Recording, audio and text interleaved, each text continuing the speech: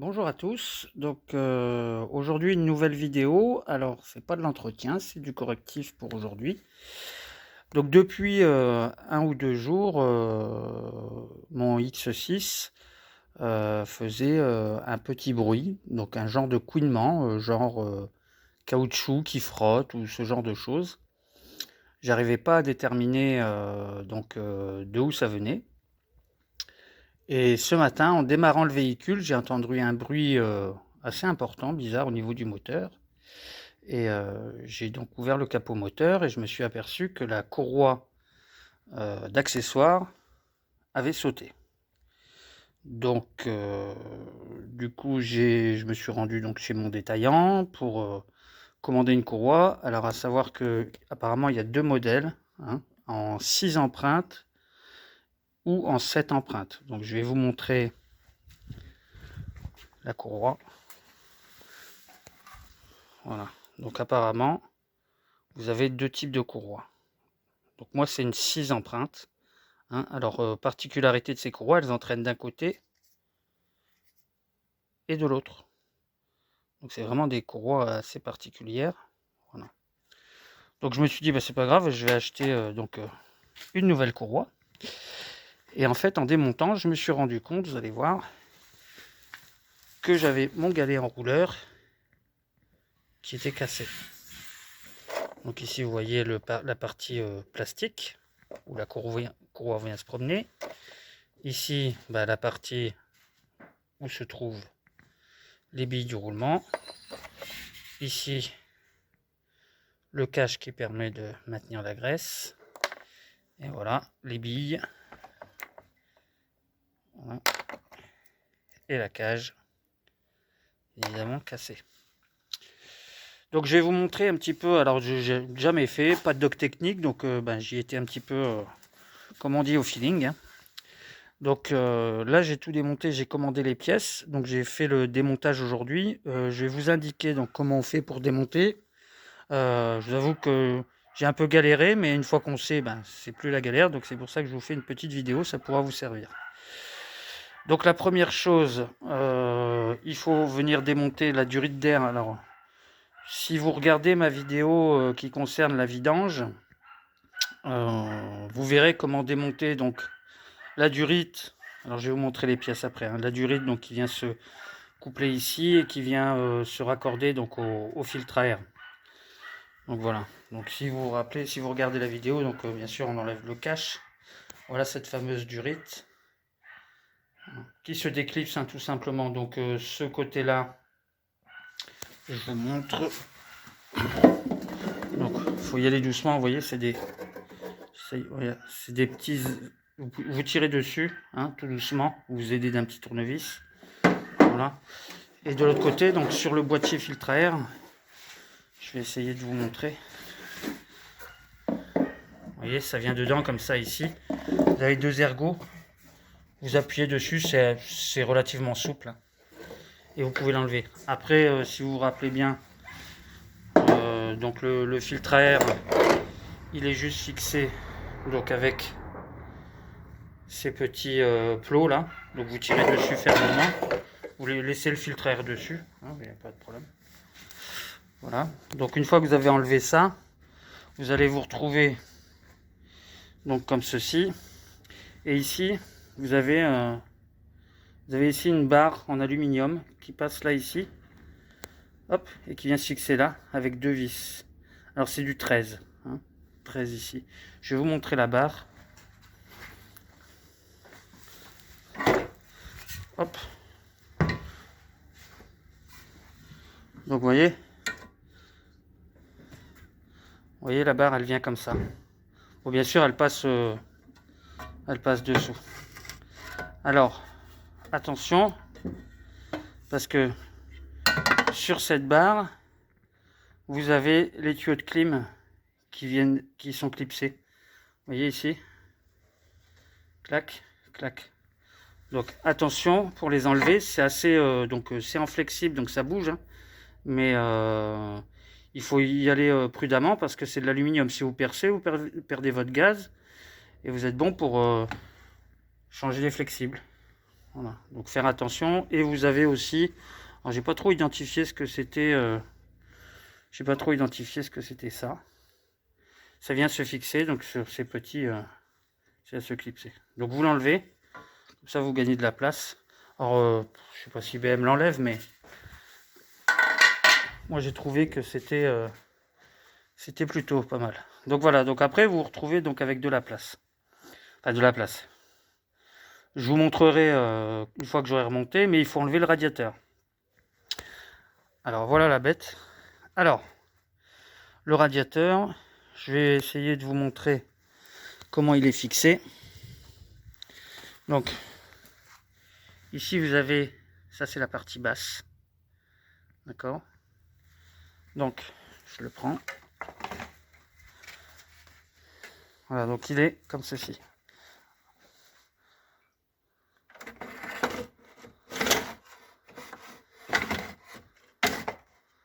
Voilà, donc je vous mets une... Voilà, donc en fait, il faut le tirer vers le haut. Hein. Alors, c'est ce qui m'a pris le plus de temps, hein, à enlever le radiateur, parce que vous allez voir que les petits clips, pour l'enlever, vous avez 2 clips à droite et à gauche. C'est pas facile. Hein. Donc, je vous montre.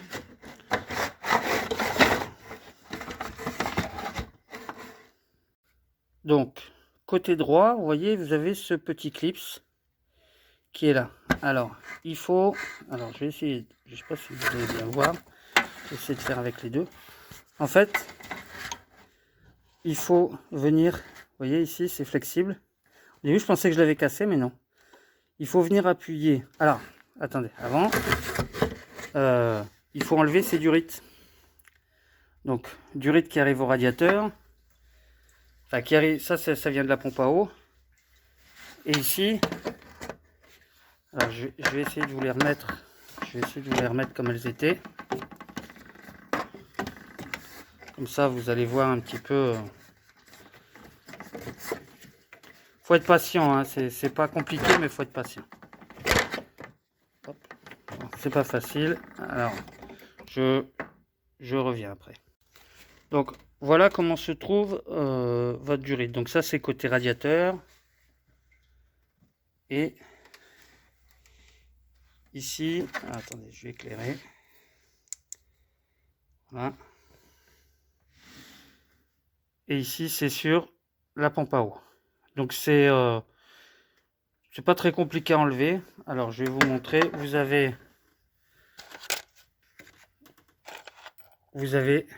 des petites agrafes comme ça qui sont mises. Donc celle-là, je vais galérer pour la remettre, hein, parce qu'elle est un peu sur le côté.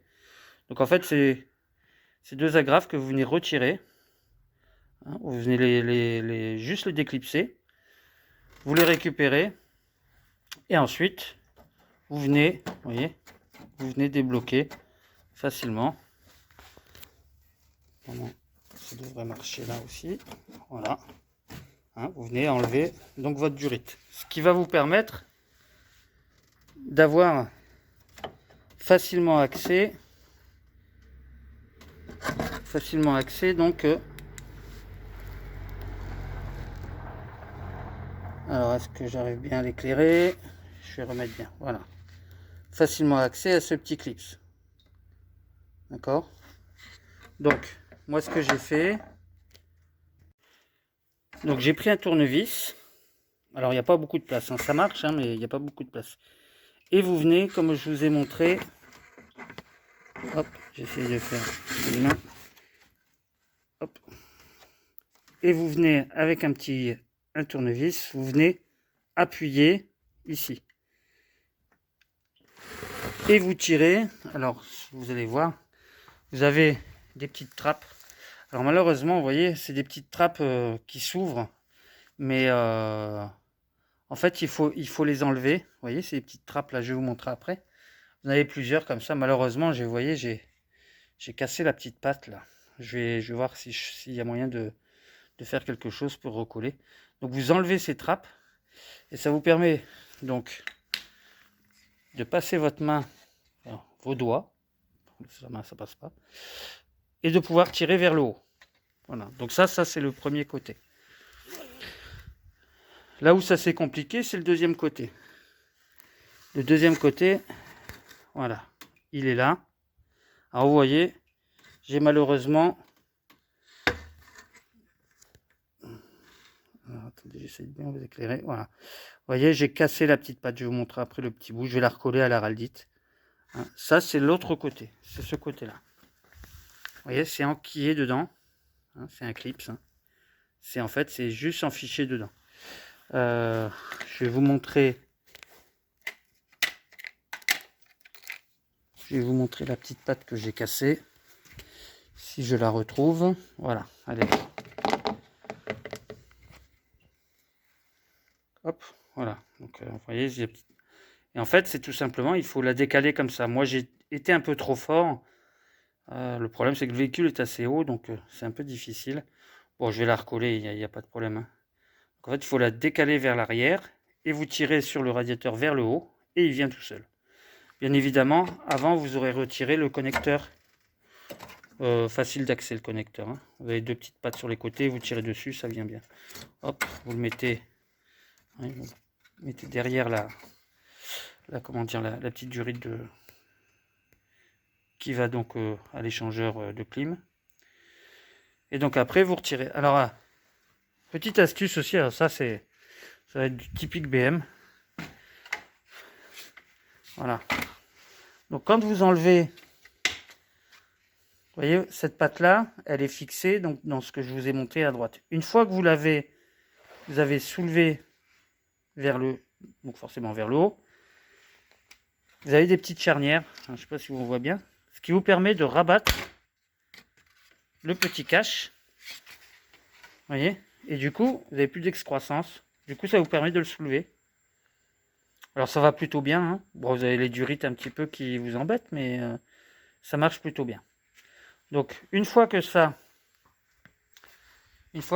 votre ventilateur est enlevé, vous avez donc ici votre alternateur. Alors, ici, vous avez... Ça, c'est la direction assistée. En dessous, la courroie de la clim, du compresseur de clim. Ici, le vilebrequin. Hop, voilà. Ici, la poulie du vilebrequin. Ici, la pompe à eau. Et vous avez deux galets tendeurs. Voilà. Donc, les galets tendeurs. Donc, pour les desserrer. Alors, le premier, celui-là qui était cassé. Donc, celui-là. C'est du 17. Je vous montre la vis. Donc ça c'est les deux vis de 13 hein, pour la barre en aluminium. Voilà. Donc ça c'est le premier, du 17. Ensuite le deuxième, donc lui qui est en bon état. Mais je vais changer quand même parce que si le premier... Voilà. Donc ça c'est le deuxième galet. Voilà. Qui est fixé avec le tendeur automatique. Voilà. Donc... Ça, c'est une clé. Alors, je vais vous dire, voilà, c'est du T50. Hein, clé étoile T50. Pour desserrer cette vis-là. Et pareil pour dévisser la vis centrale. Hop, que je vais vous montrer, qui est assez longue. Voilà. C'est du T50 aussi, clé étoile. Hop. Donc, pas très compliqué. Voilà. Donc là, tout est démonté. La courroie est démontée. Les deux galets tendeurs les deux galets sont démontés. Donc là, j'ai commandé les pièces. Ça arrivera donc semaine prochaine. Bien évidemment, hein, vous perdez un peu de liquide de refroidissement. Il faudra refaire donc ici, faudra refaire le complément une fois que vous aurez remonté vos durites. Voilà. Concernant le galet, donc c'est un galet tendeur automatique. Alors, je vais vous montrer. Alors, le galet tendeur. Donc, à l'intérieur de ce gros cylindre là, vous avez un gros ressort. C'est pas très compliqué. Avant de le remonter, vous allez venir enserrer la pièce que je tiens au niveau de mon pouce dans un étau. Vous allez venir faire tourner cette partie-là, alors avec quelque chose d'assez Vous trouvez une pince, quelque chose, mais faites attention, n'abîmez pas l'aluminium, hein, c'est de l'alu. Hein. Et voyez ici, vous avez un trou. Vous voyez, vous avez un trou ici. Et vous allez le faire coïncider avec ce trou ici. Donc vous allez tendre votre ressort. Ici, vous mettez un clou, une vis, quelque chose que vous allez pouvoir enlever facilement aussi. Hein. Voilà. Une fois que vous l'aurez remis en place, donc après, hop, je vais essayer. Voilà, donc il va. On voit pas très bien là. J'arrive pas à vous montrer correctement, mais de toute façon, c'est pas compliqué. De toute façon, vous allez vite voir si vous le faites. Hop, attendez, avec ma lampe, je vais essayer de voir. Non, ça ne fonctionne pas. Alors, voilà, ça va aller mieux là. Voilà. En fait, il va ici. Hein. Donc en fait, il va là. Alors ça, a du mal à faire zoom.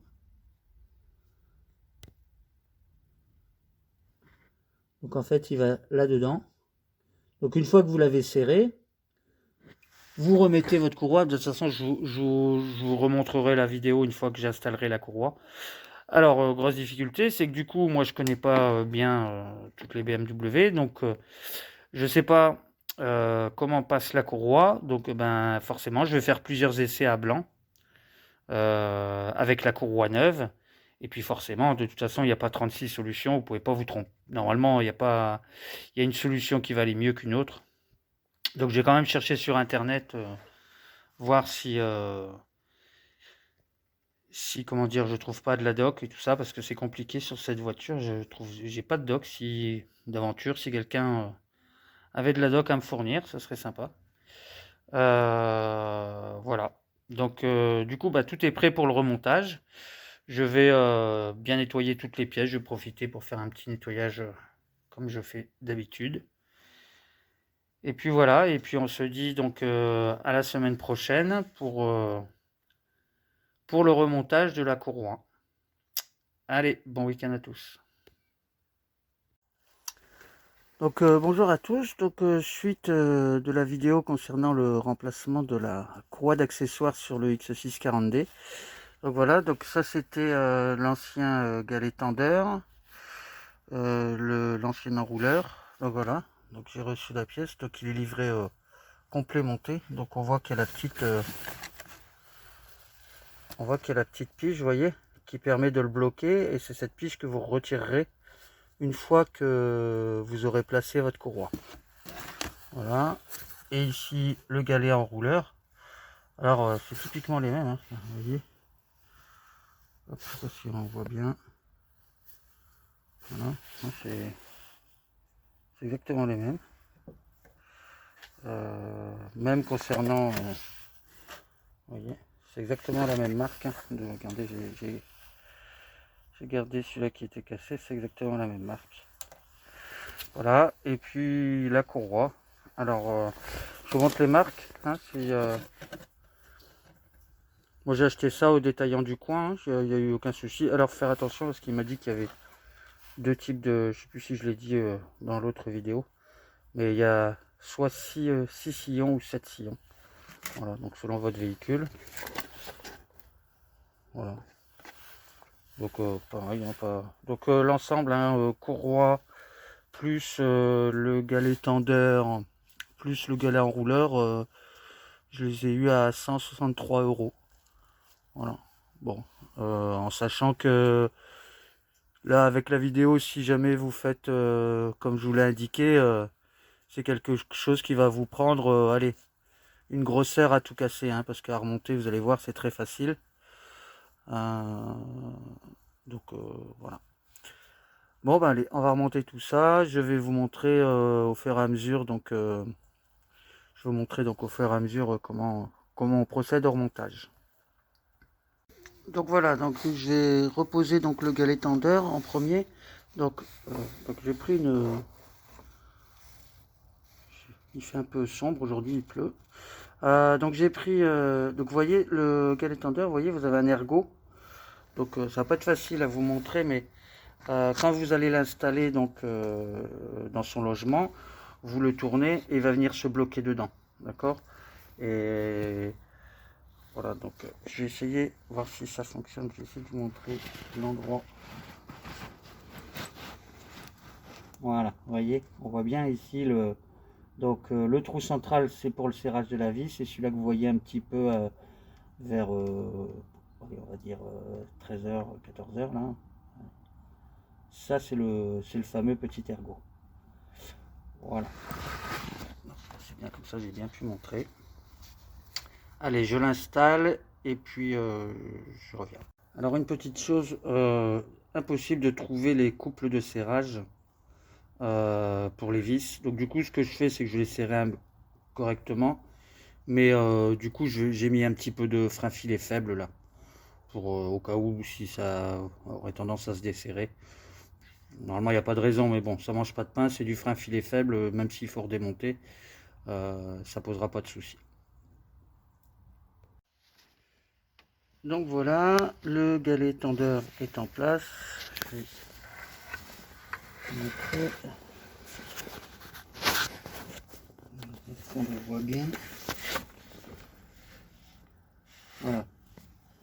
Donc le galet tendeur est en place. On voit que la petite pige est bien restée à sa place. Donc voilà, serré. Bon, fermement avec le frein filet. Voilà. Et maintenant, on va mettre le galet enrouleur qui se trouve ici. Alors pareil, hein, galet enrouleur, un petit peu de frein filet au bout du filetage, et puis serré, hein. Donc avec les clés étoiles, hein. Je vous avais donné dans le début de la vidéo les tailles des vis. Donc voilà. Allez, on remonte. Donc voilà, hein, le galet est remonté. Hein. Alors j'avais remis la durite en attendant. C'est comme elle est un peu mise, un peu de travers, je voulais pas qu'elle se déforme. Donc là je viens de l'enlever, donc il y a un peu de liquide de refroidissement qui coule, hein. Je referai l'appoint après. Donc voilà, bah, vous avez donc galet tendeur et galet enrouleur qui sont positionnés. Maintenant on va remettre la courroie. Alors pour la courroie, j'ai acheté la dock RTA, là je vais vous montrer sur l'ordi.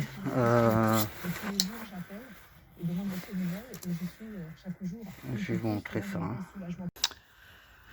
Bon, voilà, j'ai installé ma courroie. Alors mon souci, bah, c'est que la dock, elle correspond pas au moteur. Pourtant c'est la bonne année, le bon modèle. Je comprends pas. Il manque quelque chose. Ils ont un accessoire en moins. Alors est-ce que je pense que c'est la clim parce que la direction assistée. Donc moi je l'ai fait au feeling. Hein. Donc j'ai passé la courroie. Donc ici, je vous ferai un dessin. Je vous ferai un dessin et puis je vous montrerai comment je l'ai passé. De toute façon, donc ici, on voit la pompe à eau. Voilà. Donc le galet tendeur. Donc voilà comment j'ai passé. Donc ici, on voit la pluie du vilebrequin. Donc j'ai entouré autour du vilebrequin. Je suis repassé par le galet tendeur ici. Alors j'ai quand même réfléchi un petit peu à savoir comment fonctionnait le galet tendeur. Donc le galet tendeur, vous voyez, on voit la petite pige. Quand je vais tirer, il va vouloir se décaler vers la droite. Donc il va tendre la courroie. Ici, ensuite, la pompe à eau. Ensuite, ici, je suis passé en dessous du galet enrouleur. Ensuite, donc je suis monté jusqu'à l'alternateur. Après, donc, voilà, alternateur. Ensuite, je passe sous, hop, c'est facile, sous la direction, la pompe de direction assistée. Alors, attendez, je vais essayer d'éclairer mieux que ça. Voilà, donc ici c'est le compresseur. Ça c'est la direction assistée, pardon. Et ensuite, je suis passé donc derrière, vous voyez, derrière le compresseur de clim. hop, et après je retourne au vilebrequin. Donc pour moi ça a l'air d'être la façon la plus logique. Donc de toute façon c'est simple, je vais enlever la goupille pour que le détendeur, le galet tendeur soit en position travail. Et puis on va voir déjà ce que ça donne déjà au niveau position courroie. De toute façon, l'alternateur s'il tourne à l'envers, pas grave. La pompe à eau, si elle tourne à l'envers, pas grave. Le moteur, bah, c'est lui qui entraîne, donc pas de souci. Seul doute, c'est le compresseur de clim et la pompe de direction assistée. Mais de toute façon, je réfléchissais au niveau de ces deux éléments-là, il n'y a pas 36 solutions pour passer la courroie. J'ai quand même essayé de regarder encore un peu sur internet avant de démarrer, voir si je trouve quelque chose, mais je pense que je suis pas loin de la vérité. Bon, ben, je vous tiens au courant. Bon, alors pour m'assurer quand même que j'avais pas fait d'erreur, j'ai été voir mon détaillant qui m'a revendu donc le kit courroie. Donc en fait, c'est bon, j'avais pas fait de bêtises. Donc ici, attendez. Donc ici, on part donc poulie du vilebrequin. Ensuite, on va au compresseur de clim, donc c'est cet arrondi là. Ici, on est sur la direction assistée. Ensuite, ça, l'arrondi du dessus, c'est l'alternateur. Ensuite, on vient sous le galet, vous voyez, celui-là qui était tout seul, là. On vient dessous, on remonte au-dessus, on prend la pompe à eau, et ensuite on arrive sur le galet tendeur, vous voyez. Le galet tendeur, on le voit là, hein, galet tendeur est dans cet axe-là. Et après, on arrive donc à la poulie vilebrequin. Donc c'est bon.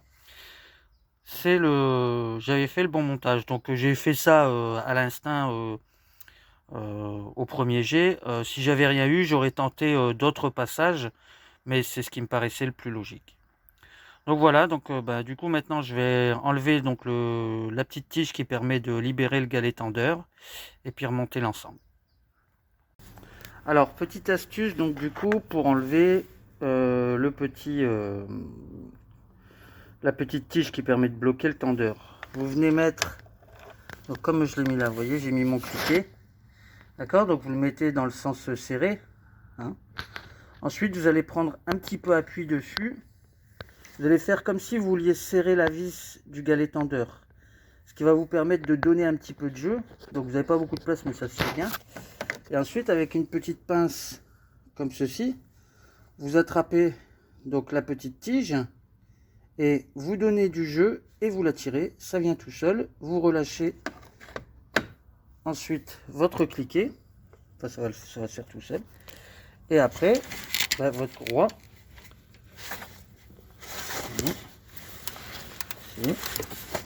Elle est tendue. Hop, ça c'est mon cliquet qui vient de tomber dans le bac de liquide, c'est pas grave. Donc vous voyez, votre courroie, elle est tendue correctement. De toute façon, vous n'avez pas d'autre façon de la tendre.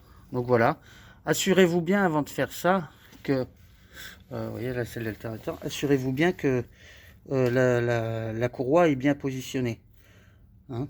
Alors, par expérience, je sais qu'une fois ça m'était arrivé, quand vous mettez le premier coup de démarreur, 98% du temps, la courroie elle se met en place tout seul, mais vous risquez de l'abîmer, donc assurez-vous avant de lâcher le galet tendeur que moi c'est ce que j'ai fait, hein, j'ai contrôlé que tout était bien positionné. Donc voilà, la courroie est en place. Maintenant je vais procéder donc nettoyer un petit peu parce qu'il y a du liquide qui a coulé un petit peu partout. Voilà. Je vais donner un petit coup de nettoyage et puis je vais remonter l'ensemble, refaire la pointe de liquide de refroidissement et puis on va démarrer. On va voir si tout est bon. Voilà. Alors pour les petites agrafes des durites, alors je vais essayer d'éclairer. Vous pouvez, donc vous voyez, je l'ai mis en place avant, comme ça. Comme ça vous permet d'enquiller, parce que vous n'avez pas trop de place, vous pouvez pas vous pouvez pas la mettre.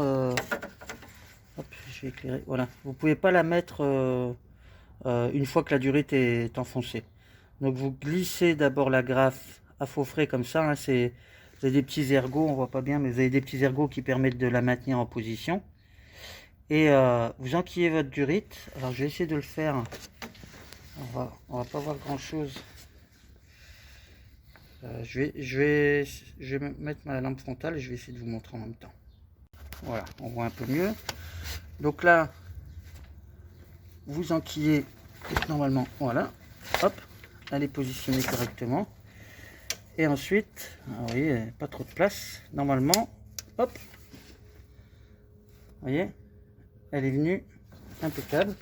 Et normalement, vous voyez que votre durite, elle tient correctement. Donc là, c'est encore plus difficile parce que vous voyez, il faut passer par là. Donc pareil, je retire. Alors, je vais essayer de le faire en live. Hein. Ça va pas être évident. Non, ça va pas aller parce que j'ai pas enlevé celle du dessous. Moi, je voulais pas trop enlever de durite. Donc, je vais faire pareil. Installer le petit clips, la venir la positionner et après passer par ici pour la mettre. Là, je vous montre les petits ergots. Vous voyez, vous positionnez comme ceci. Vous voyez, hop, c'est fait exprès pour que ça tienne. Ensuite, normalement, alors, vous voyez, ce côté-là, il n'est pas très facile. Faire attention. Et voilà, ben, ce qui devait arriver arriva.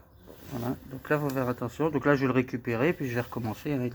Je la vois, elle est tombée sur mon chiffon en dessous. Mais vous voyez, c'est ce système. Hein. Bon, là, j'ai essayé de le faire avec le téléphone, donc pas facile. Normalement, les deux mains, c'est mieux. Donc voilà, hein, avec les deux mains, ça va beaucoup mieux. Donc, je l'ai mis en place. Et là, hop, je vais essayer d'éclairer. Voilà. On voit qu'elle est bien clipsée. Et votre durite tient correctement. Je vais contrôler quand même. Voyez. Donc voilà, donc la durite, on est bon. Ensuite, moi j'avais démonté, je sais pas si vous avez vu, j'avais un cache ici, je l'ai démonté un peu pour gagner un petit peu ici. Alors faites attention, alors je l'ai pas dit pendant la vidéo, quand vous travaillez donc sur la courroie, faites attention aux outils parce que là vous avez votre radiateur et si jamais vous faites pas attention, vous pouvez déjà déformer les ailettes, mais surtout le percer. Donc soyez attentifs quand vous utilisez de l'outillage dans ces endroits-là. Hein.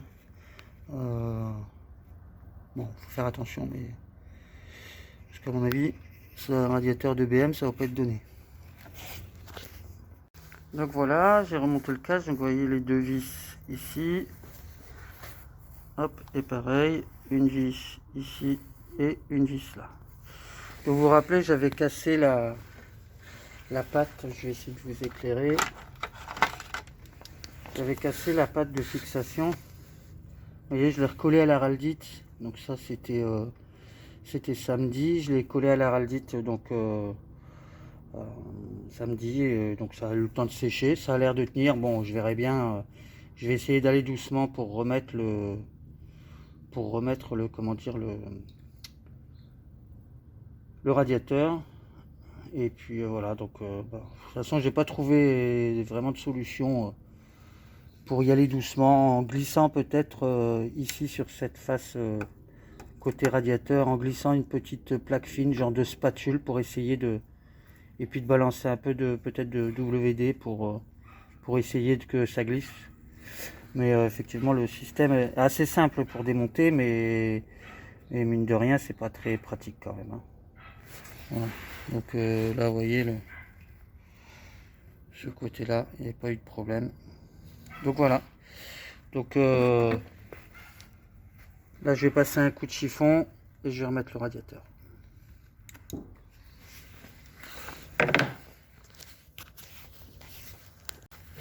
Bon ben voilà, le radiateur est remonté. Donc à remettre, ça va beaucoup plus vite. Hop, voilà. Hein, donc on n'a pas oublié donc cette petite, hein, comme je vous avais montré dans la vidéo, vous avez vu la petite la petite patte qui fait charnière, hein, on la rabat pour mettre, enfin on la met à son poste d'appui avant de monter, de glisser le radiateur. Ensuite on la rabat et on vient clipser ici, hein, sans souci. Alors je suis content, ma réparation a tenu. Hop. Vous voyez, j'essaie d'éclairer. Voilà, j'ai pas cassé mon, voilà, on le voit là-bas. Vous voyez, quand j'ai remis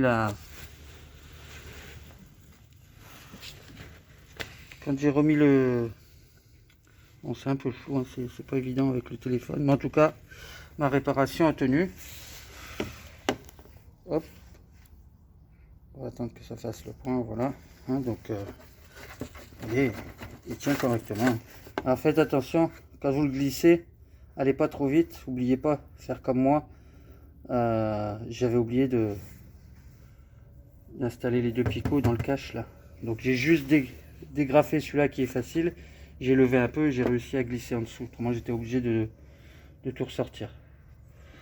Donc voilà, ici vous n'avez plus qu'à brancher, donc vous rappelez, hein, le connecteur. Je vais essayer de le faire, c'est pas très chaud aujourd'hui. Voilà, hop, le petit clips, voilà, le connecteur est rebranché. Et maintenant donc on va remettre la fameuse barre en aluminium, vous vous rappelez, qui vient ici avec, donc ça tient comment dire, les durites et tuyaux de clim. Voilà, ça a du mal à faire le point. Et puis ce petit, je vais essayer de regarder ce que c'est que ce câble là, je vais regarder ce que c'est. Voilà, et puis une fois que ça sera fait, ben, remonter filtre à air, le cache, et puis faire le plein, puis on va démarrer, voir si on est bon. Donc voilà, hein, j'ai remonté donc la barre en aluminium. J'ai remis en place donc les durites de clim. Alors en fait, ce que je vous disais là, le petit, en fait ça ouvre, ça sert à ouvrir votre capot, c'est la manette du capot en fait. Voilà, donc ça c'est remonté, tout est serré correctement. Donc et ben maintenant je vais faire un petit coup de propreté comme je fais d'habitude, remonter filtre à air, et puis je vais faire le plein ici de la pointe de liquide de refroidissement. Donc ben voilà, hein, tout propre, tout nettoyé, hein, c'est nickel. Voilà, tout est remonté, la durite, bon ça va assez vite, hein. Voilà, hop. Donc là je vais faire la pointe du liquide de refroidissement. Ensuite j'avais été pour récupérer les déchets de mon galet tendeur, donc je vais aller remettre mon cache en dessous là avec la multitude de vis, et puis après et ben on va démarrer, et puis on va voir si tout se passe bien. Bon ben voilà, hein, donc ça fonctionne. Par contre j'ai de me rendre compte de quelque chose, c'est que j'ai un bruit au niveau de la pompe de direction assistée quand je manipule le volant. Donc étant donné que j'ai une extension de garantie qui couvre ce genre de problème, je vais aller chez BM, et puis je vais voir qu'il me fasse un devis, et puis je verrai avec mon extension de garantie pour la prise en charge. Voilà, autrement, alors bien évidemment, moi si vous allez le voir, ça fume un petit peu, c'est normal, hein. C'est que quand j'ai enlevé les durites, donc il y avait du liquide de refroidissement qui a coulé un petit peu partout. Donc voilà, c'est le temps qui s'évapore un peu, hein. Là je vais aller faire un tour avec, vous voyez, hein. Et ça fume un petit peu. Autrement, j'ai plus le bruit, hein, quand ce couinement que j'avais genre caoutchouc, comme je vous disais au début de la vidéo. Donc voilà. Donc c'est assez simple à faire, hein, mine de rien, c'est pas très compliqué. Vous voyez, ça fume bien encore, hein, mais j'ai essayé d'essuyer tout ce que j'ai pu, mais c'est pas évident. En plus, il n'y a pas beaucoup de place. Voilà, je vais aller faire un tour avec. La faire bien chauffer, puis après j'irai faire un devis chez BM. Bon bah voilà, j'espère que cette vidéo vous servira et puis bah, je vous dis à la prochaine. Bon bah écoutez, donc la réparation, tout s'est bien passé. En fait, au niveau du bruit, au niveau de la pompe de direction assistée, je pense qu'à mon avis, l'huile devait être un peu froide et les clapets devaient être un peu, puisqu'elle n'a pas roulé depuis plus d'une semaine, donc plus de bruit. Par contre, j'ai toujours ce couinement sur le côté gauche. Donc je viens de l'amener chez un garagiste qui lui n'entend pas le bruit. Alors je suis quand même un peu surpris. Bah écoutez, je vais la déposer chez BM. Si quelqu'un peut me dire s'ils ont déjà eu ce phénomène, euh, et puis je vous tiendrai au courant. Voilà, allez, autrement elle roule bien. Allez, à la suite pour une prochaine vidéo.